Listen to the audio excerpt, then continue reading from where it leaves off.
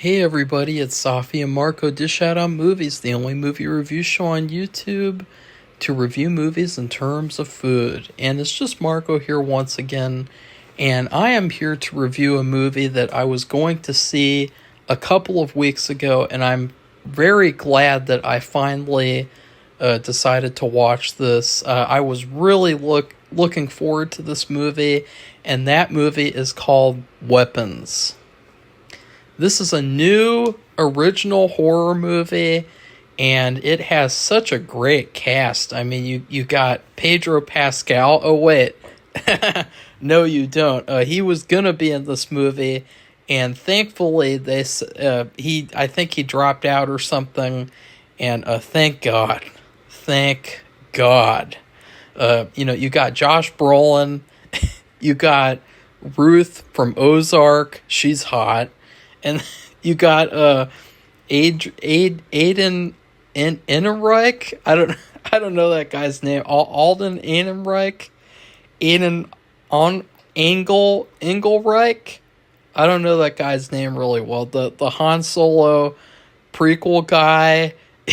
You got the chubby Asian guy that I can't even remember what else he's been in. So I guess you could say you got Josh Brolin and you got Ruth from Ozark. and everyone else is really good too, though. Like, there's not one bad actor in this movie at all. Everyone gave great performances.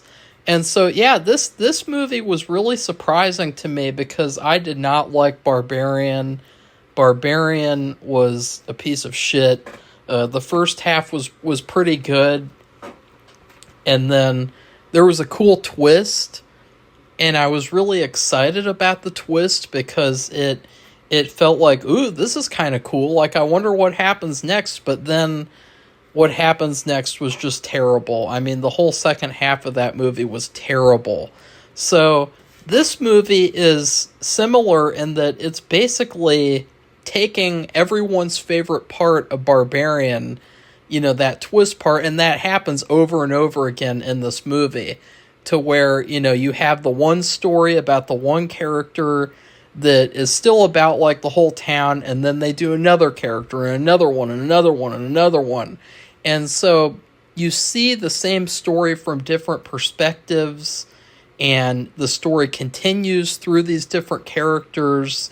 And yeah, I mean, this was a really, really fun movie. It was really smart. I just think it was so refreshing the way that it felt like, okay, you don't like that character, well, you get this character, you get that character, and the story's very good because there's a lot of mystery and it's creepy. It reminds me kind of The Exorcist a little bit, the original Exorcist. I think that the guy who made this movie, I think he should have done the new Exorcist movie. I don't think that he should do Resident Evil. I think that he should do Exorcist. Because there was a lot of stuff in this movie that reminded me of The Exorcist for some reason. Even the music the music was really good. It was really creepy. There were some scary moments in this movie too, which I was not expecting. I mean, there were some genuinely, like, really, really creepy moments, and that's coming from me.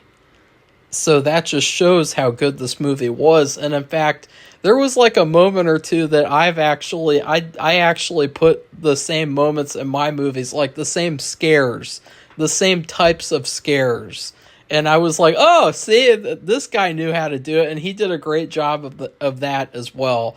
So that was another weird thing. And you guys probably won't believe me because mine isn't coming out until next December. But there are some moments that reminded me of my movie that I'm making right now. But anyways, back to this movie. It's a mystery all about these children who just suddenly went missing one night, and they all left their house at the same time in the early morning, and you're following these different characters in town to see, like, what happened to these kids and what are these characters in town going to do about it? They have this teacher who she was teaching the class. Oh, okay, this was my big issue with the movie. It has to do with her. And so I wanted to make a little note of that. I'll hold my finger up for some fucking reason. I'll hold my finger up to like remember like, okay, that was my issue. But that was like my one big issue too. But this teacher, she her whole class is they're all the kids that went missing except for the one kid, Alex. And I don't know how much more I should say because I could basically just spoil the whole movie in 2 seconds. So I guess I want to like try to do like a food review early just so that I can get to the spoilers and I don't have to worry about it. And also because I don't want to spoil it because I was spoiled some of the stuff in the movie, like some of the scenes that happened and like the spoiler heavy scenes, and I was spoiled the ending, and it didn't affect my experience very much, surprisingly. It was actually still a really good experience. And yeah, there were some things that I really liked in the movie. Like I loved some of the characters. I loved some of the scares. Again, I thought it was a great horror movie. I think that my big issue, besides the big issue that is a spoiler, my big issue with the movie is that it was very similar to Barbarian in that the whole movie is built around the characters making stupid decisions. And I know that people, they make stupid decisions in real life. And I know that, shit happens and, but there's a lot of that. And it's very much in line with Barbarian, where those characters were retarded too. And I remember there was a really bad scene in Barbarian involving like police officers, but I can't remember exactly. But it was a lot of stuff like that in this movie. Very, very stupid decisions from characters. And then there were just things that felt like really?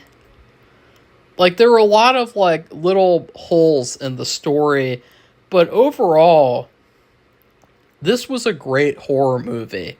Like, I can acknowledge that there were problems while still, really enjoying the movie, because it's a great movie. Like, I would watch this movie again. I don't think that it's a bad movie just because it has problems in it. I think that it did a really good job. I really think that, this is a great modern horror movie. And another thing that I loved about it is that I didn't know who was going to survive. Like I usually in all the horror movies, everyone dies except for the boring girl and, the final girl. And then all the other, annoying side female characters. They're the only ones who survive. Well, in this movie, you don't know who's going to survive, and there's some other stuff with that as well, but, like, you do not know. Like, it is really, really balls to the wall insane. And I think that is great because that's a big issue with horror movies for me is that, like, I hate final girls.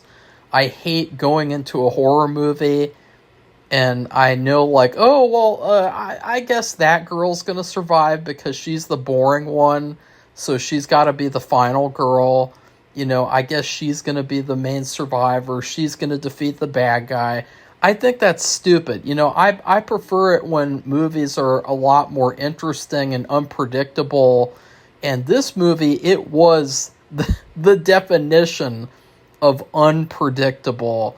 It was definitely a wild movie, and I wish that I had seen this in theaters, but I wasn't, shit happens. But yeah, I don't know what else I could say without spoiling it. I guess my favorite character in the movie, that's a tough thing too, because another thing that I loved about the movie is that all of the characters were flawed. Every single one. there wasn't a single character who was like a really good person, except for, I guess, the one kid who he did not go missing.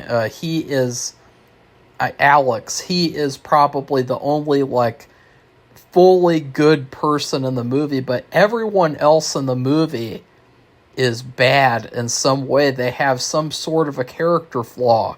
The teacher, she's a slut, and she's an alcoholic, and yeah, she's kind of weird too. I mean, you kind of wonder if she is like the bad guy, because, you know, and I think that you can tell that she's not, but like you kind of wonder if she is, and that was me at the beginning of the movie. Like, I thought like that there were some shots of her that they did where they showed her from behind, which I quite enjoyed, and and you know, she looked very witchy. She looked very peculiar, very, very witchy, and her hair and everything. And so she was kind of creepy a little bit, but creepy in a hot way. You know, like Wednesday Addams. Wednesday Addams is hot too. And anyways, Josh Brolin, his character, he was just a hothead. He was really, really like just stuck on blaming it all on the teacher, and then there was a drug addict, you know, his problem, and there was a cop. He was like a hothead, and he was an adulterer, and so, you know, you have these characters, and they're all flawed.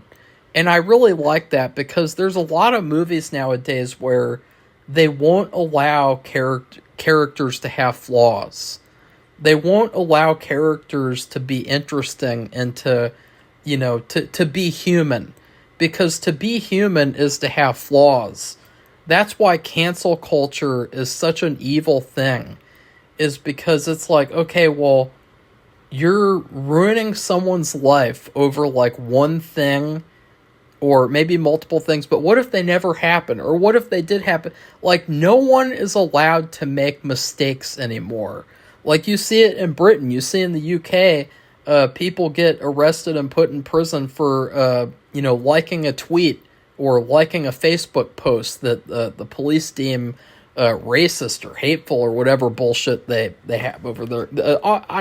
Also, too, the people of the UK, they need to revolt. You know, that's just like a side note. But, like, they need to revolt.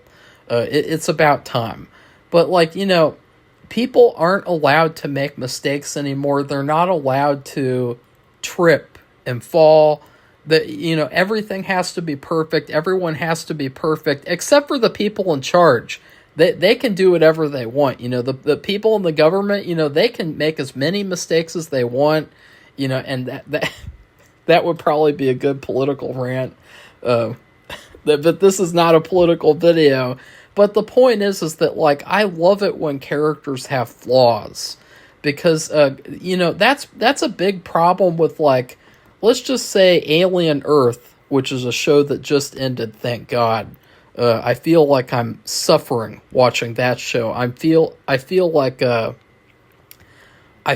I'm just, like, stuck reviewing that show. But, like, on that show, the main character, Wendy, she is, like, presented as just, like, the perfect, amazing person ever, even though she's not a human. She's a synth. And, like, there's nothing bad about her. She's better than everyone. She's more powerful than everyone. She's smarter than everyone. You know, everything about her is perfect. And, you know, she's perfect. And, you know, I hate that. I hate characters like that. And so the fact that all the characters and weapons, they all have flaws. They all have something that, you know, that you could dislike about them. I really like that. You know, like, I don't like characters who are just like a Boy Scout, you know, like even Superman in his mediocre new movie, he has flaws, you know, like he's a whiny crybaby, and he yells at Lois, and he tortures a European leader and shit, you know, like he's got flaws, just like his movie. So, in terms of food, weapons, much like this review has kind of been a little bit all over the place, which I've been having terrible allergy issues.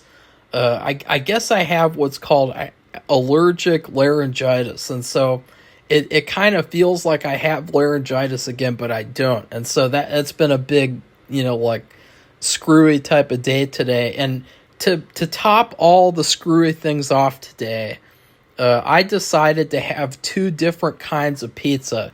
Tonight was pizza night, and my mom and I, we have three different types of pizza.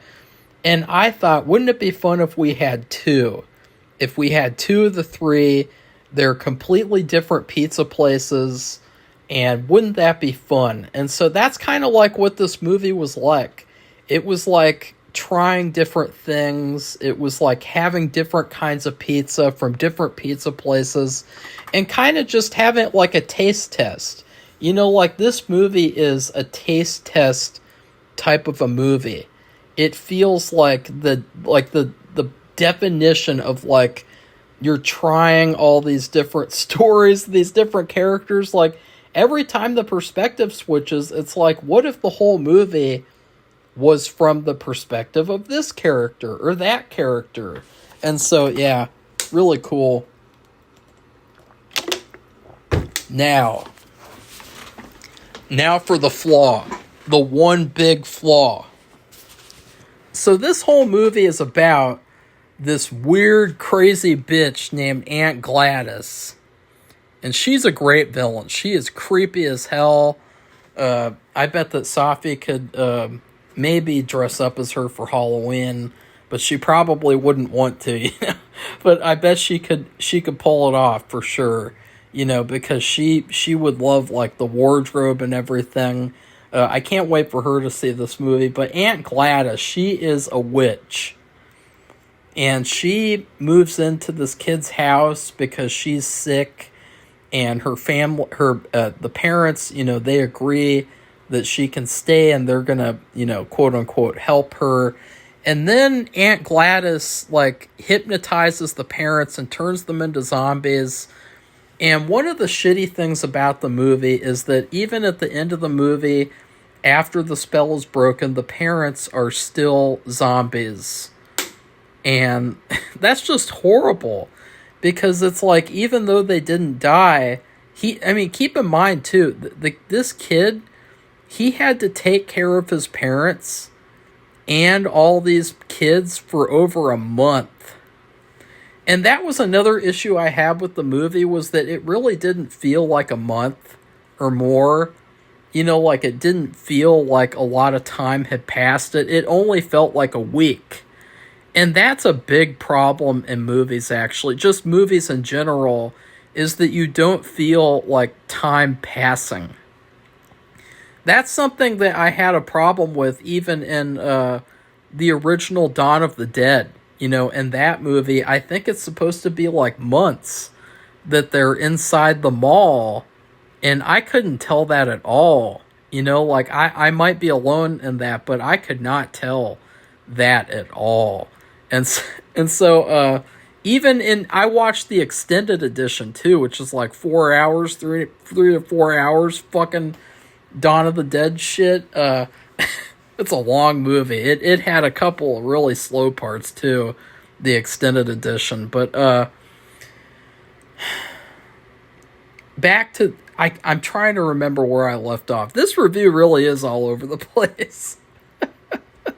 Okay, well, getting back, okay, so this kid, the witch aunt is forcing him to get a possession from all the kids in his class because she needs a personal possession of her victim that she's targeting so that she can do a spell with their personal item. That's very typical for witch movies, magic movies.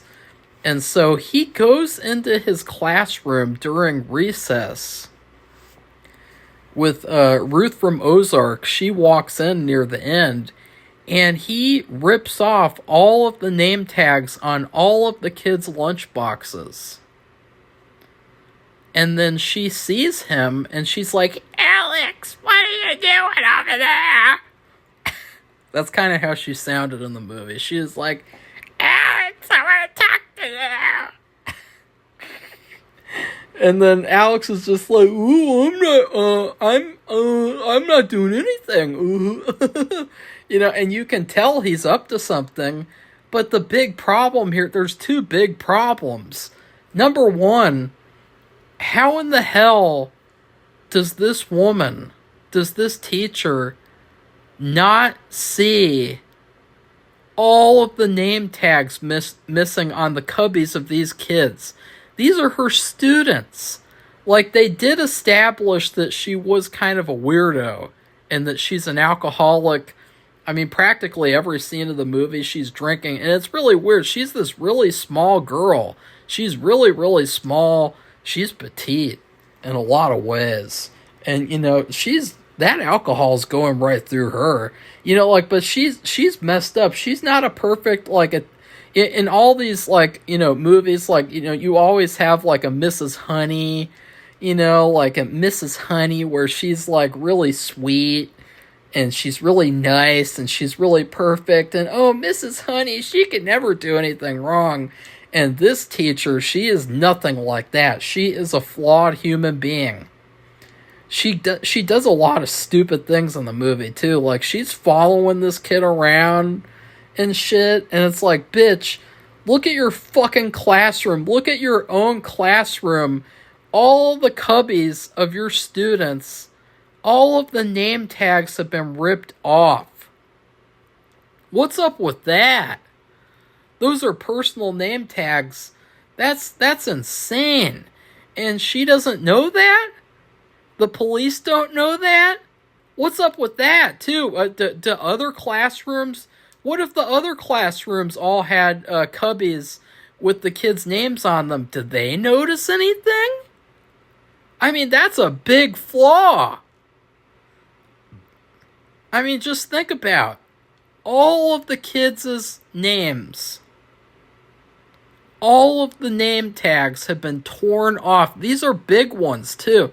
These are big, like you fold a piece of paper in half type of thing. These are big name tags. And they're all missing.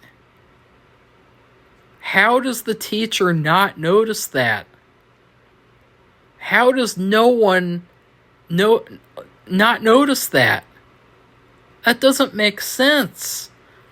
And so there's a lot of stupid decisions like that in this movie from characters throughout the movie. And it feels like, okay, the characters, they have to make a dumb decision so that they can get to plot point A, and then that other character has to make a dumb decision to get to plot point B. There were some smart decisions from characters, too. I think one of my favorite parts of the movie was when Josh Brolin was the main character. He goes to one of the kids' houses. He's trying to figure out which house these kids ran to, which that's another thing.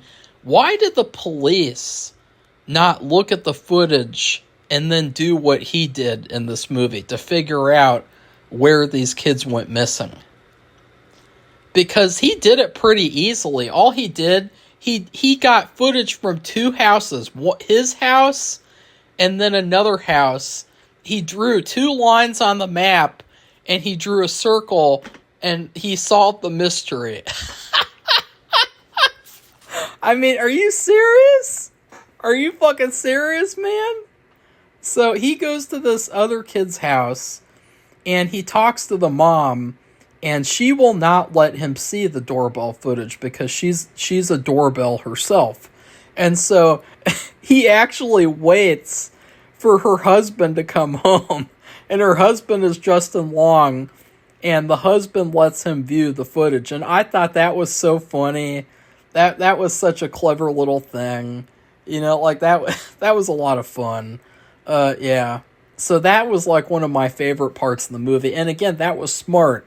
And that was, but still, what do the police even do? You know, like this mystery, this is not a hard mystery, by the way. This is a very simple mystery. And, oh shit. A very simple mystery because if these police just, like, did anything, like, the police in this movie, they're even dumber than the police in Barbarian. I mean, you got this fucking witch and shit. She's, like, running around town. She's, like, scaring people like she's fucking Pennywise and shit. You know, like, she's sitting on a log in the forest, and she's like, "Hey there! I'm Pennywise! Oh, no, I'm Aunt Gladys!" And it's like, what are the police doing? Like, do the police just not care? Like, what are the police doing anymore? Like, why are... And that's another thing, too. You think about a good investigator. Oh, okay, I guess you could say Alex was told not to tell anyone that the aunt was staying with them. But there has to be someone that knew that the aunt came to stay at the house. She did show up at night, and so maybe that was the filmmaker trying to, like, cover all of his bases. But, like, if the police did any type of investigating into this mystery, they would have solved it in, like, a day. It was not a hard mystery. It was an easy mystery. And so, yeah. In fact, the mystery was so easy that, like, a random drug addict in town, he solves the mystery all by himself. And he solves it in, like, a day. And he solves it on complete accident. And I love that whole sequence, too. He might have been the best actor in the movie, besides him and the kid. And then Josh Brolin. Like, I thought that the guy who played the drug addict, he did a really good job. You know, like, he was kind of funny. And he was also... I really felt bad that he died at the end. I guess he died. They didn't show his body. They didn't show... I think he died. Him, and then I will say, too, the worst character of the movie is easily the cop. His character... I don't know if, like, the guy who makes this movie and who made Barbarian, I don't know if he has, like, some sort of a personal vendetta against police officers. But, like, yeah. This police officer character, like, he's awful. I mean, he's just a total shitbag. He comes off as very unprofessional. And, you know, he hits this drug addict for no reason, and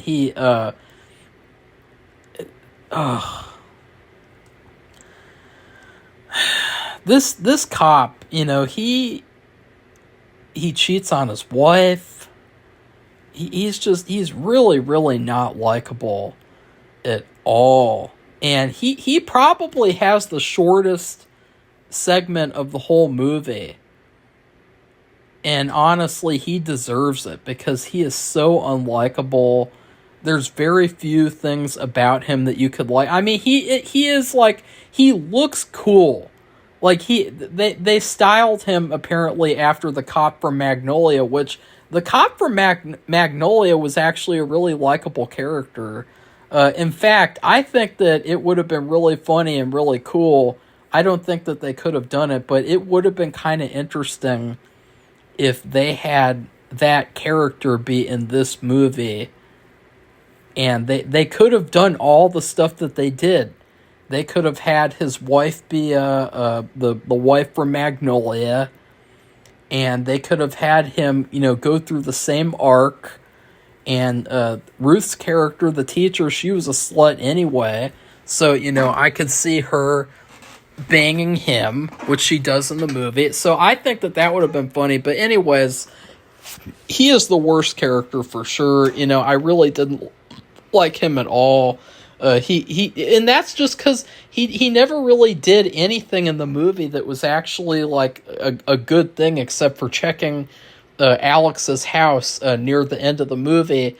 But he did it. He was so stupid. He didn't even tell his superiors, like, hey, this drug addict, he tells me he knows where these kids are, and I'm going to go check and see what's going on there at his house. You know, like, he could have told his superiors and said, like, can I have some backup in case the kids are here or something? Something. But no, he just goes there all by himself, and so I didn't like his character. Now, I'm trying to think, is there anything else I should talk about? I would say probably one of the standout scenes. There were two standout scenes. I really liked the scenes with Aunt Gladys where she talked to the principal and then she shows up at his house. And the scene where she has the principal kill his husband, like, right in front of her. I thought that was a great scene. That was a scary scene. And again, reminded me of The Exorcist. And then also, there's another scene where she's talking to Alex at home. And she says, you better not tell anyone about me being here, or your parents and what they're like. And then what she does is she makes this kid's mom and dad stab themselves with a fork. That was really, really, really creepy, messed up. There were so many creepy moments, so many scary moments in the whole movie, just like sprinkled with horror moments. See, this movie, and another thing about this movie too, is that it had color in it. You know how movies nowadays, they suck out all the color? This movie did not. This movie had tons of color. It was a pretty movie. It was kind of dark at some points. I really liked near the end when it got really blue.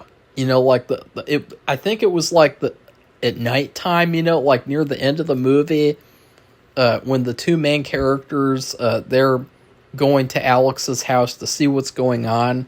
And it seems like the whole screen was getting like blue. And I thought that looked really, really cool, really moody. So yeah, I really enjoyed this movie. So overall, please like this video and comment and tell me what you thought of Weapons. And then please also check out our Patreon if you do not know. We have a Patreon. It is Safi and Marco Dish Out on Movies.